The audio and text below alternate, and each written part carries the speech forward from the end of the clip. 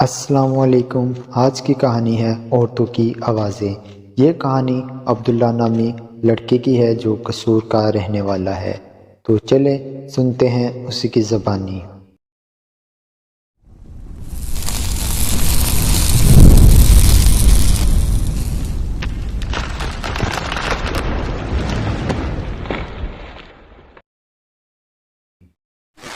السلام علیکم۔ یہ کہانی میری آنکھ بھیگتی ہے۔ میرا نام عبداللہ ہے۔ میں قصور کا رہنے والا ہوں۔ میں جب 5 سال کا تھا تو میں گھر کے قریب گراؤنڈ میں کھیلا کرتا تھا۔ وہ گراؤنڈ ویران تھا۔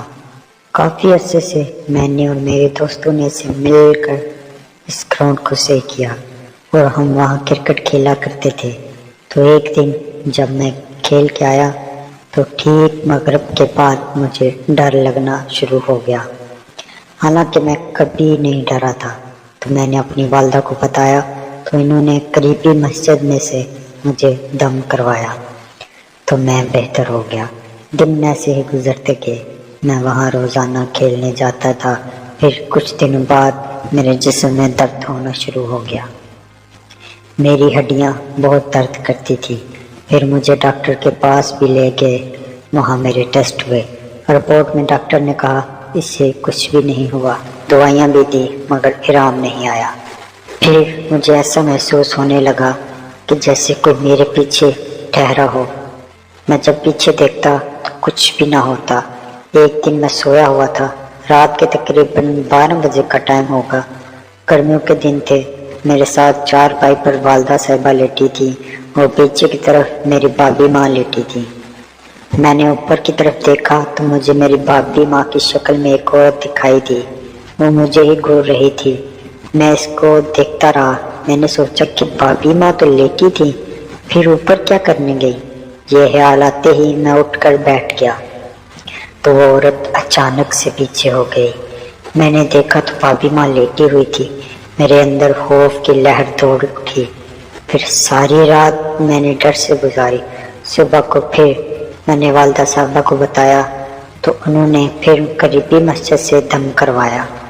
پھر چند دن کے بعد تقریباً 8 بجے ہوں گے، سردیوں کی رات تھی اور ٹھنڈ بہت زیادہ تھی۔ تو میں کام کے لیے گھر سے باہر نکلا۔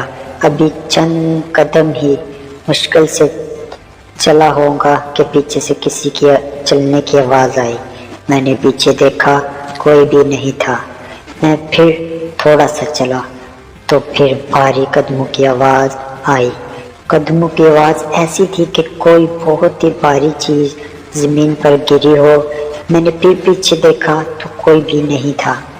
پھر میرے دل میں خوف پیدا ہونے لگا۔ میں نے آیت الکرسی کا ورد شروع کیا۔ 2 قدموں کی آواز آنا بند ہو گئی۔ عید الفطر کا دن تھا تو ہم نماز عید کی تیاری کر رہے تھے تو کسی نے دروازہ کھٹکھٹایا۔ میں گیا تو ایک ملنگ بابا ٹھہرے تھے۔ میں نے ان کو پیسے دیے تو انہوں نے کہا میرا چائے پینے کا دل کر رہا ہے۔ میں پیسے نہیں لیتا۔ اس ملنگ بابا کو میں نے کبھی نہیں دیکھا تھا۔ خیر میں چائے لے کر آیا۔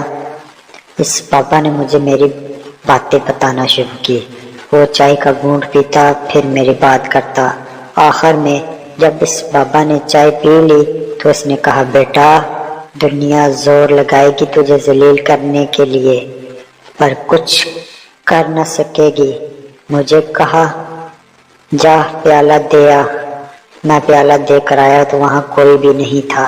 میں نے گلی میں بھی دیکھا، کوئی نہیں تھا وہاں۔ اس کی باتوں کی مجھے اس وقت سمجھ نہیں لگی، لیکن کچھ دن بعد میں نے دیکھا کہ جو بھی میرے خلاف بات کرتا اس کا نقصان ہو جاتا۔ ایک دن میرے بہت ہی قریبی دوست نے میرا دل دکھایا تو اگلے دن وہ بیمار ہو گیا۔ کافی دنوں تک بیمار رہا۔ میرے جسم میں درد رہتا تھا، میری ہڈیاں درد کرتی تھی۔ میں نے کسی کو نہ بتایا۔ میری حالت قابل رحم ہو گئی تھی اور میں دن میں ہر 3 گھنٹے بعد کھانا کھاتا تھا اور 3 روٹیاں کھانے کے بعد بھی بھوک نہیں مٹتی تھی۔ میں موٹا ہو گیا تھا۔ مجھ سے چلا بھی نہیں جاتا تھا کیونکہ ہڈیاں کمزور ہو گئی تھیں۔ میں بہت روتا تھا اور دعا کرتا تھا کہ میرے پیارے اللہ कोई सबक बना। मैं क्रिकेट खेलता था। मैंने अपने स्कूल को बहुत से मैच जितवाए थे। मैं फास्ट बॉलर था। मेरी हालत इतनी खराब थी कि बैट तक नहीं घुमा सकता था, और मैं जब भी बाल करवाता तो बिल्कुल नॉर्मल स्पीड से बाल जाती थी। मैं बहुत परेशान था कि ये क्या बन गया मेरा। ये वीडियो का पहला पार्ट था जिसमें आप अब्दुल्ला की ज़ुबानी उसकी कहानी सुन रहे थे। तो मिलते हैं अगले पार्ट में, तब तक के लिए हमें दीजिए इजाज़त। अपना बहुत ज़्यादा ख्याल रखिएगा और हमें दुआ में याद रखिएगा। पाकिस्तान जिंदाबाद।